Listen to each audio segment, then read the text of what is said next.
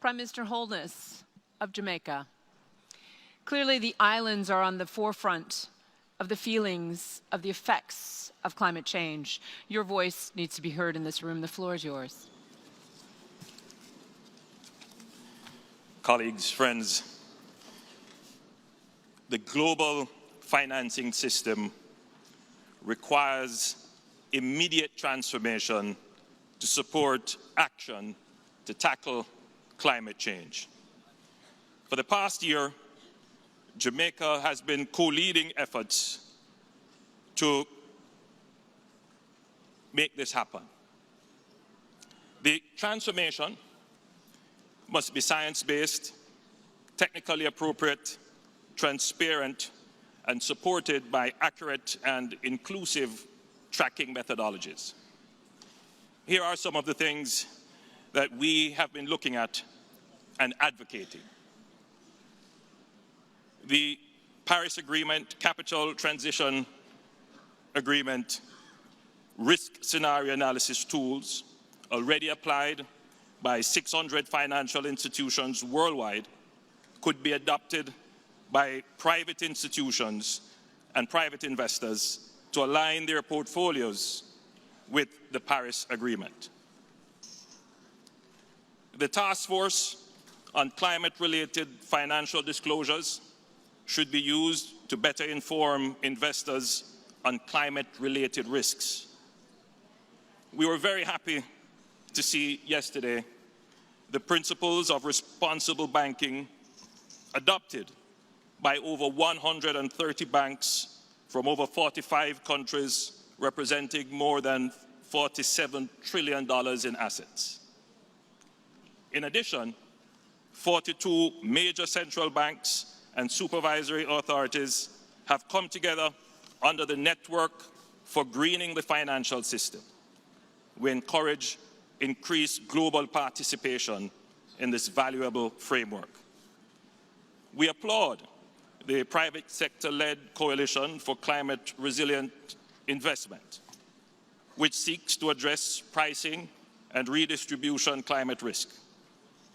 Jamaica looks forward to being one of the first countries to pilot this initiative.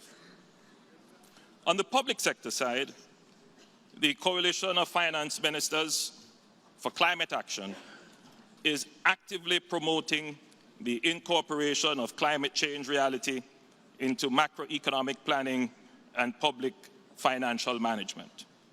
Jamaica has joined this coalition of expert practitioners, and for example, we will be making greater use of risk transfer instruments to mitigate against financial risks of natural disasters. Jamaica's effort to achieve fiscal discipline have not been without sacrifice. It is essential, therefore, that we have access to innovative, low-cost, and flexible financing windows to protect our hard-earned economic stability. We therefore welcome the commitment by multilateral development banks to further mobilize $40 billion of climate change investments from private sector investors annually by 2025. This includes important provision of technical assistance, use of guarantees, and other de-risking instruments. We also welcome their announcement of doubling adaptation financing to US $18 billion annually by 2025.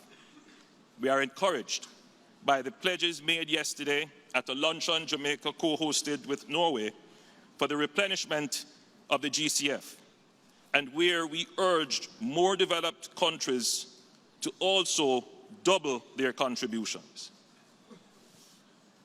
I close by reiterating the concern of developing countries that the delivery mechanisms for climate finance are still fragmented and slow.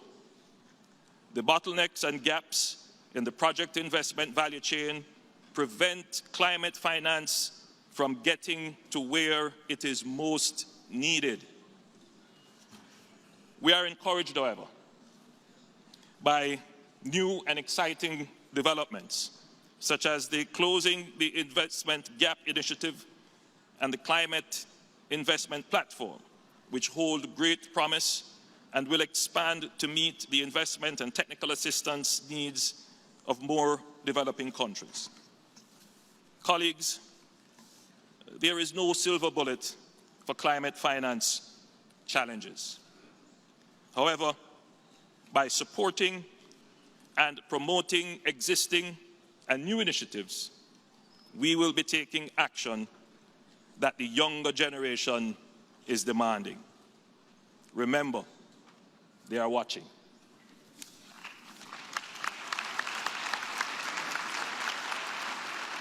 Thank you, Excellency.